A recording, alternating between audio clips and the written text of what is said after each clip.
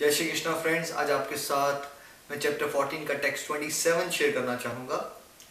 And on the basis of the impersonal Brahman, which is immortal, imperishable and eternal, and is the constitutional position of ultimate happiness. Friends आइए अब हिंदी में पढ़ें।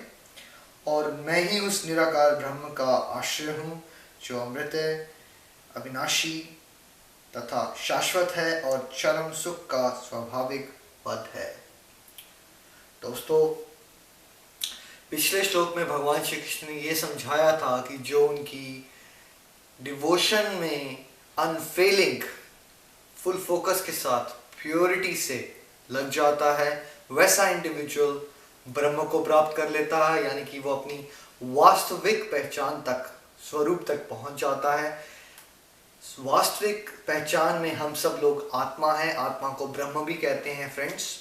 अब इस श्लोक में भगवान बता रहे हैं और उस ब्रह्म के आश्रय भगवान ही हैं। भगवान को पर ब्रह्म भी कहते हैं, राइट। परम ब्राह्मण, that is he is the supreme ब्राह्मण, और हम ब्रह्म हैं। जैसे सागर भगवान है और हम सब लोग सागर की छोटी छोटी छोटी बूंदे हैं। तो सागर की बूंद की क्वालिटी जो है वो भी सॉल्टी है और पूरे पूरे सागर की क्वालिटी भी सॉल्टी है। मतलब हम सब भगवान के अंश हैं, हम ब्रह्म हैं और भगवान हमारे स्रोत हैं, सोर्स हैं, वो पर ब्रह्म है, सुप्रीम ब्राह्मण है। और फ्रेंड्स, भगवान यहाँ ये बता रहे हैं कि वो पर ब्रह्म जो है, मतलब भगवान का निराकार रूप, फॉर्मलेस रूप, वो इमॉर्टल है, यानी कि वो मरता नहीं, अविनाशी है, उसका नाश नहीं हो सकता, और वो सनातन है, हमेशा रहने वाला है।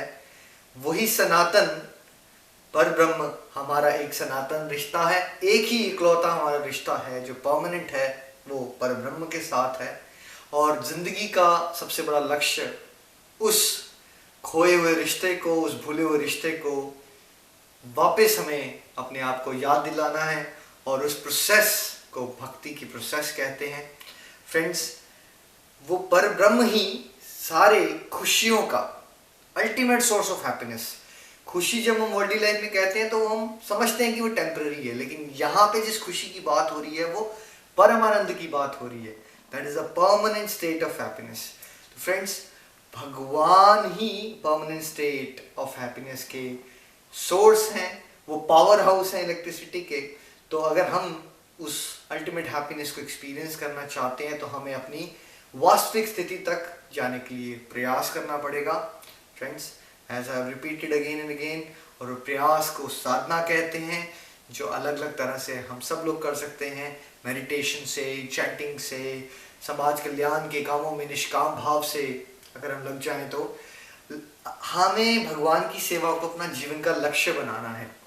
बाकी जो भी हम ड्यूटीज़ कर रहे हैं वो हमारी ड्यूटीज़ हैं, बिना एक्सपेक्टेशंस के ड्यूटीज़ करते चलते हैं, और भगवान की खुशी के लिए अपने सारे कर्मों को करके हम स्पेयर टाइम में डिवोशनल एक्टिविटीज़ करें। इस तरह से हम दिव्य स्थिति की तरफ आगे बढ़ सकते हैं।